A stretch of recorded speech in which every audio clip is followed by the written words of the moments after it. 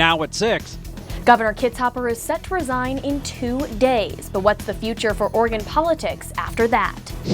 There are so many drones in our skies that now the FAA proposed regulations on them. I'll tell you what that means for the local drone industry.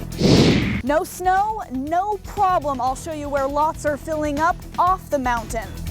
Now, from Central Oregon's news leader, this is News Channel 21 at 6. Good evening, everyone. I'm Matt McDonald. The sun was shining across Central Oregon again today. And if you're around this weekend, you probably noticed everyone outside soaking it all in. In fact, Kendra Kent decided to move her office outside today. She's live from Sawyer Park in Northwest Bend. Kendra. Hey Matt, lack of snow is definitely not hurting us here on the high desert. In fact, experts say we will have a record-breaking winter. Visit Bend CEO Doug LaPaca tells me they're pacing to have the best winter tourism season yet. LaPaca says so far hotel occupancy rates are up 3% for the quarter. Room taxes are up 19% after adjustments for rate increases. Now this weekend's Winterfest brought thousands into Bend, and officials with the festival say it also broke a record with roughly 25,000 people attending. Still, as you know, there really is not a lot of snow. So what are people doing when they're not going to these festivals? Well, I'm going to show you coming up here at 6:30. But for now, Matt, back to you.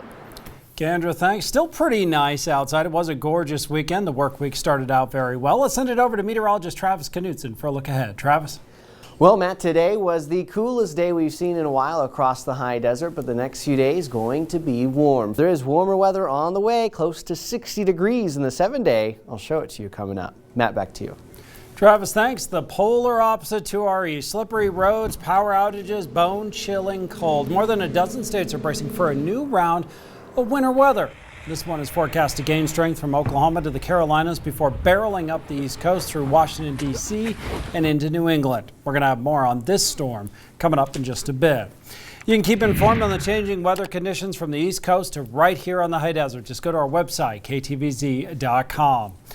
We now know the name of the man seriously injured in a motorcycle crash this weekend near Warm Springs. 45-year-old Arthur Kem from Gresham was driving on Route 216 yesterday when a saddlebag slid off and got caught in the rear wheel of his motorcycle. Kem was taken to St. Charles in Bend with severe head injuries. He was wearing a helmet. We told you last week about an upcoming news conference on a major local case. Since then, we've gotten a flood of comments online asking if it's about the Shane Munoz shooting death. In June, 3 years will have passed since 33-year-old Munoz was shot and killed inside an Aubrey Butte home. The shooter, Kevin Perry, said it was a case of home invasion. He's never been charged or cleared in the case. Deschutes County District Attorney John Hummel, along with Bend Police Chief Jim Porter, are holding a joint press conference this week. Hummel has only said it's in regards to a high-profile case that's more than 2 years old. The press conference is at 9:30 Thursday morning in the Deschutes Services Center off of Wall Street in Bend. We pressed Hummel for information on the Munoz case today. He said he had, quote, nothing new to share on that case. The governor has another 2 days before he's officially out, and that has death penalty opponents making a last-minute appeal. Kitzhaber issued a moratorium on executions in 2011. The group Oregonians for Alternatives to the Death Penalty wants him to commute the sentences of the state's 34 death row inmates. They say the moratorium will end once Kitzhaber leaves office and the inmates could be executed. The group says if he does not act, Kate Brown would have to redeclare the moratorium. Many of you have questions about the process ahead in Salem. Our political reporter, Katie Higgins, explains. Katie? Matt, for now, Kate Brown will become governor. Now, she'll appoint a new Secretary of State for this legislative session. But once this session is over, we're facing another election year. The timeline is clear. Kate Brown will be sworn in as the 38th governor of Oregon this Wednesday at 10. As you can imagine, between now and Wednesday, we have a lot of work to be done, and that's what I'm going to go back and do. Thank you. Kate, what are your feelings right now? The who, however, is not. Speculation is swirling in the Capitol. Who will Brown appoint as Secretary of State?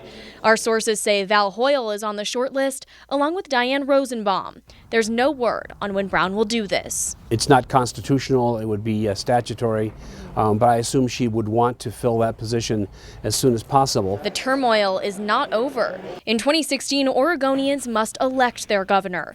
The primaries for this open election take place in May of 2016. Brown can run if she's chosen. I'm confident that they The presumption is that Kate Brown will have an inside track because she will be the sitting governor. But that all depends on how this session, with major issues like marijuana, roads, money, and more, goes for her. I mean, whose stock is going up, whose stock is going down? Sources from the Capitol say it's likely the Republican and Democratic parties will wait until after this session to announce their picks for governor. The Democratic shortlist includes Brown and State Treasurer Ted Wheeler. The Republican Party says it's too early to say. Elections will be in November 2016, and then guess what? We get to do it all over again in 2018. Now make sure you tune in on Wednesday because I'll be live in Salem with the latest details from Kate Brown's swearing-in ceremony. Matt, back to you. Katie, thanks. In our latest poll on KTVZ.com, we ask you, do you believe Governor Kitzhaber was right to resign now? 962 of you have voted. 916. 50% say yes, 50% say no. As close as you can get right there. Thousands of drones are in our skies, so many now that the FAA proposed a new set of rules to keep airplanes safe. Wanda Moore looked into the issue. Wanda, what does this mean for our local drone industry? Matt, you don't hear business owners welcome regulation very often, but in this case, they say it's actually a good thing. At this point, there is little to no regulation on drones. Some say that makes it harder for those trying to use them for commercial use. One of the new rules is that drones would only be permitted to fly during daylight hours, and those in the industry here on the high desert are welcoming the change. Why is it good for the drone industry? So that they can operate. Right now, they don't know what the rules are because there aren't any.